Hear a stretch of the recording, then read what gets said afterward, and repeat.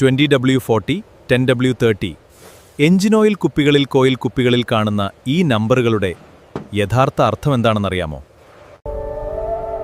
ഇതിലെ W എന്നത് വിന്ററിനെയാണ് സൂചിപ്പിക്കുന്നത്. അതായത് തണുത്ത സമയത്ത് ഓയിൽ എത്ര എളുപ്പത്തിൽ ഒഴുകും എന്നതിനെ സൂചിപ്പിക്കുന്നതാണ് ഈ നമ്പർ.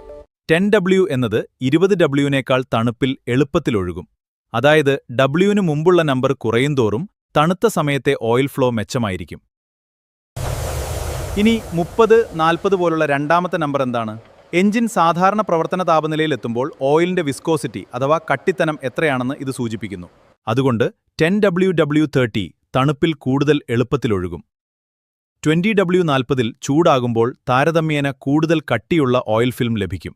പക്ഷേ നിങ്ങളുടെ വാഹനത്തിൽ ഏത് ഗ്രേഡ് ഓയിൽ ഉപയോഗിക്കണമെന്ന് തീരുമാനിക്കേണ്ടത് കുപ്പിയിലെ നമ്പർ മാത്രം നോക്കിയല്ല, ഓണേഴ്സ് മാനുവലിൽ മാനുഫാക്ചറിംഗ് നിർദ്ദേശിച്ച ഗ്രേഡ് തന്നെ ഉപയോഗിക്കണം. ഇങ്ങനെ വാഹന രഹസ്യങ്ങൾ അറിയാൻ ടോർക്ക് മാസ്റ്റർ ഫോളോ ചെയ്യൂ.